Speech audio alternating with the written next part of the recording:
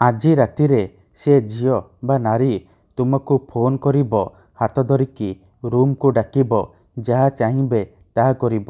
କେବଳ ବିଛଣାରେ ଶୋଇକି ଏହି ଗୋଟିଏ ମନ୍ତ୍ରକୁ 3 ଥର ପଢ଼ିଦିଅ।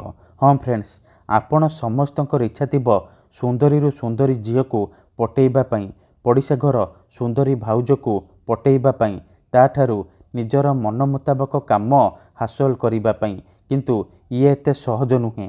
ଏଥିପାଇଁ ଆମର ତନ୍ତ୍ରଶାସ୍ତ୍ରରୁ ମୁଁ ଆଜି ଆପଣଙ୍କ ପାଇଁ ଏମିତି ଏକ ସହଜ ଶକ୍ତିଶାଳୀ ବଶୀକରଣ ନେଇ ଆସିଛି, ଯାହାକୁ ଆପଣ କରିଦେଲେ କେଉଁ ବି କୁଆଁରୀ ଝିଅ ବା ବିବାହିତା ନାରୀକୁ ନିଜ ବଶରେ କରିପାରିବେ।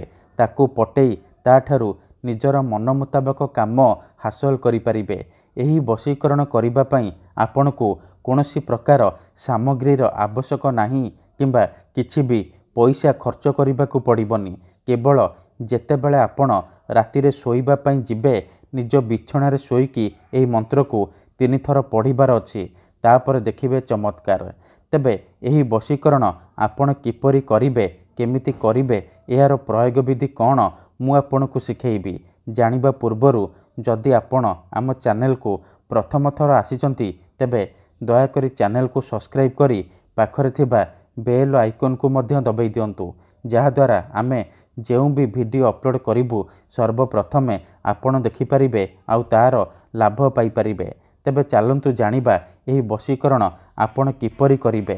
ମନେ ରଖନ୍ତୁ, ଏହି ବଶୀକରଣ ବିଧିକୁ ଆପଣ କେଉଁ ବି ବାରରେ କରିପାରିବେ, କିନ୍ତୁ ଯେବେ ବି କରିବେ ରାତିରେ ଶୋଇବା ପୂର୍ବରୁ କରିବେ। ବିଧିଟି କରିବା ପୂର୍ବରୁ ଭଲ ଭାବରେ ହାତ ଗୋଡ଼ ଧୋଇକି ଏହି ବଶୀକରଣ ଆରମ୍ଭ କରିବେ। ପ୍ରଥମେ ଆପଣ କ'ଣ କରିବେ, ଯେତେବେଳେ ରାତିରେ ଶୋଇବା ପାଇଁ ଯିବେ, ଖଣ୍ଡେ ସାଧା କାଗଜ ଆଣିବେ, କଳା କଲମ ଆଣିବେ। କାଗଜରେ ଗୋଟିଏ ମନ୍ତ୍ର ଲେଖିବେ, ଓମ୍ ନମଃ କାମାକ୍ଷା ଦେବୀ ଆମୁକଂ ମେ ବଶ୍ୟମ୍ କୁରୁ କୁରୁ ଫଟ୍ ସ୍ୱାହା। ଆମୁକଂ ଜାଗାରେ ଆପଣ ସେଇ ଝିଅ ବା ନାରୀର ନାମ ଲେଖିବେ, ଯାହାକୁ ଆପଣ ବଶରେ କରିବାକୁ ଚାହୁଁଛନ୍ତି। ମନ୍ତ୍ର ଲେଖିସାରିବା ପରେ ସେ କାଗଜକୁ ଭଲ ଭାବରେ ମୋଡ଼ିକି ତକିଆ ତଳେ ରଖିକି ଶୋଇପଡ଼ିବେ। ତକିଆରେ ମୁଣ୍ଡ ଦେଇକି ଶୋଇବେ। ତାପରେ ଆଖି ବନ୍ଦ କରିକି ସେଇ ଝିଅ ବା ନାରୀକୁ ମନେ ମନେ ଭାବିବେ, ତା'ର ମୁହଁକୁ ନିଜ ମନରେ ଭାବିବେ। ତାପରେ ମନ୍ତ୍ରକୁ 3 ଥର ପଢ଼ିବେ। ଓମ୍ ନମଃ କାମାକ୍ଷା ଦେବୀ ଆମୁକଂ ମେ ବଶ୍ୟମ୍ କୁରୁ କୁରୁ ଫଟ୍ ସ୍ୱାହା।